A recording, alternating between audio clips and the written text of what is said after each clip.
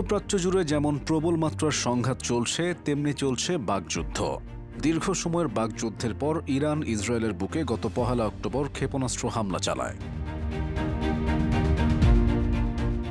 এরপর Tehran, Tel Aviv আবারও পাল্টাপাল্টি হুমকি ধামকিতে মেতে আছে। এর মাঝেই এবার বাকবিতণ্ডায় জড়ালো ইসরায়েল এবং ইরাক।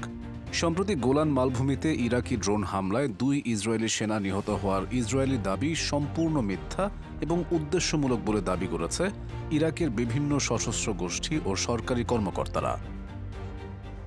মূলত ইসরায়েল দাবি করেছিল গত বৃহস্পতিবার গোলান মালভূমিতে ইরাকি 2টি বিস্ফোরক ভর্তি ড্রোনের মাধ্যমে হামলা চালানো হয়েছে। এই দাবি মিথ্যা বলে জানিয়েছেন ইরাকের সশস্ত্র প্রতিরোধ গোষ্ঠীগুলোর নেতারা। মধ্যপ্রাচ্য বিষয়ক সংবাদ মাধ্যম মিডল ইস্ট আই এ খবর জানিয়েছে। এমন পরিস্থিতিতে ইরাকি সশস্ত্র গোষ্ঠীগুলোর ভূমিকা এবং ইসরায়েলি দাবির বাস্তবতা সম্পর্কে স্পষ্ট বিভ্রান্তি দেখা যাচ্ছে। এতে গোলানি ব্রিগেডের 13তম ব্যাটালিয়নের 2 কর্মকর্তা নিহত হন এবং আরও 24 জন আহত হন। ইসরায়েলি সামরিক বাহিনী জানিয়েছে, প্রথম ড্রোনটি ধ্বংস করা হলেও দ্বিতীয়টি আঘাত হানার আগে সেনারা নিরাপদ আশ্রয়ে যেতে পারেননি।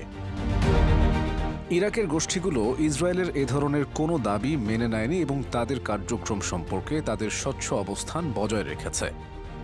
সংঘাত বৃদ্ধির প্রেক্ষাপটে ইসরায়েলের পক্ষ থেকে দেওয়া তথ্য সংবাদ মাধ্যমের পক্ষ থেকে স্বাধীনভাবে যাচাই করা কঠিন হয়ে পড়েছে। তবে ইরাকের প্রতিরোধ গোষ্ঠীগুলোর নেতারা ইসরায়েলের দাবিগুলোকে সরাসরি প্রত্যাখ্যান করেছেন। কাতাইব হিজবুল্লাহ, হারাকাত হিজবুল্লাহ আল নুজাবা এবং কাতাইব সাঈদ আল শুহাদার নেতারা জানিয়েছেন হামলায় তারা জড়িত ছিল না। তাদের মতে এই হামলার ঘটনা সম্পর্কে ইসরায়েলের বক্তব্য সম্পূর্ণ মিথ্যা ও মনগড়া। কাতাইব সাঈদ আল শুহাদার নেতা ও মুখপাত্র কাদিম আল ফারতুসি মিডল ইস্ট আইকে বলেন, গত বছরের অক্টোবর থেকে ইরাকের ইসলামিক প্রতিরোধ বাহিনী ইসরায়েলের অভ্যন্তরে এবং দখলকৃত গোলানে 160টিরও বেশি হামলা চালিয়েছে।